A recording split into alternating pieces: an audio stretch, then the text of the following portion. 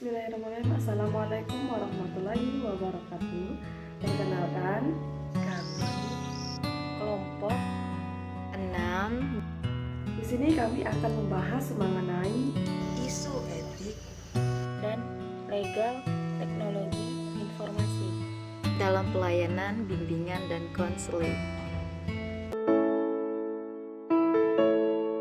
Pengertian etika dan kode etik. Etika merupakan kaedah-kaedah atau norma-norma yang diberlakukan dalam suatu organisasi atau asosiasi. Etika merupakan kebutuhan bagi organisasi dan para anggota yang ada di dalamnya. Anggota yang berada dalam organisasi tersebut akan leluasa melakukan kinerjanya karena dilindungi oleh kerangka etik yang diberlakukan. Kode etik merupakan seperangkat aturan atau kaedah-kaedah nilai-nilai yang mengatur segala perilaku, tindakan dan perbuatan serta perkataan suatu profesi atau organisasi. Pentingnya kode etik. Suatu profesi memerlukan kode etik untuk mengatur pola-pola tindakan para pemangku jabatan profesi itu. Kode etik profesional merupakan tatanan yang menjadi pedoman dalam menjalankan tugas dan aktivitas suatu profesi. Kode etik profesional merupakan tatanan yang menjadi pedoman dalam menjalankan tugas dan aktivitas suatu profesi. Pola tatanan itu seharusnya diikuti dan ditaati oleh setiap orang yang menjalankan profesi tersebut. Kode etik profesional diperlukan dengan beberapa alasan antara lain. Yang pertama, untuk melindungi profesi sesuai dengan ketentuan dan kebijakan yang ditetapkan oleh pemerintah berdasarkan perundang-undang. Yang kedua, untuk mengontrol terjadinya ketidakpahaman dan persengketaan dari para pelaksana. Yang ketiga, melindungi para praktisi dalam masyarakat, terutama dalam kaitan kasus-kasus malapraktek atau praktek-praktek yang salah. 4. Melindungi klien dari praktek-praktek yang menyimpang dari orang-orang yang secara profesional yang tidak berwenang. Isu legal TI dalam pelayanan bimbingan dan konseling.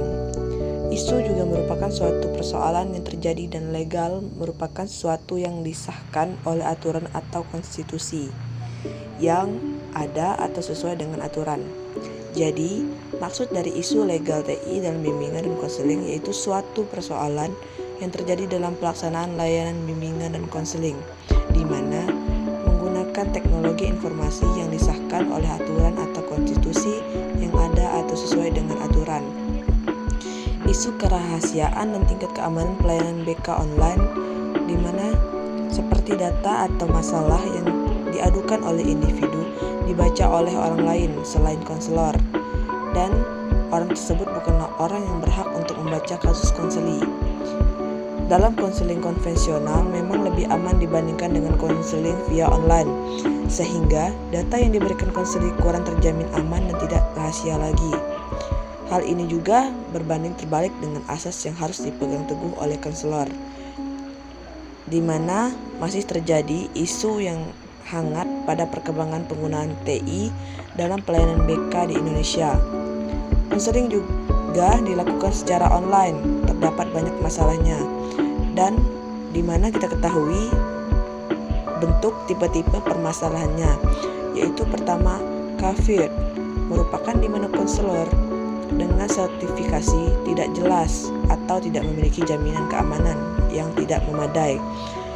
Kemudian ada close, merupakan konselor yang tidak menggunakan situsnya untuk melakukan konseling online, akan tetapi masih tetap online untuk keperluan lain dan juga tidak pernah melakukan updating secara berkala.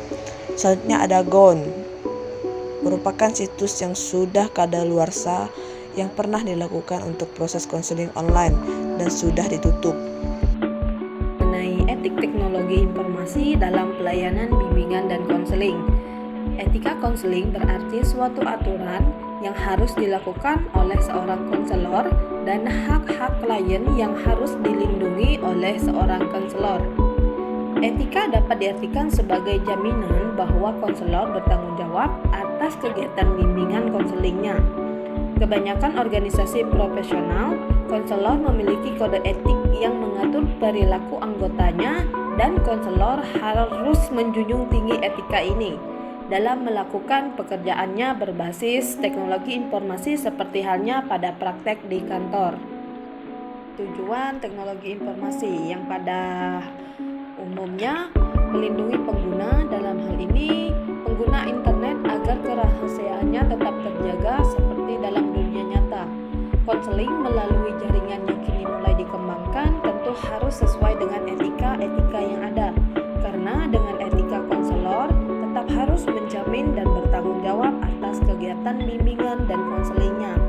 Konselor harus bergerak sesuai kode etik yang dimilikinya, sehingga proses konseling yang dilakukan di dunia maya harus dilaksanakan seperti konseling di dunia nyata.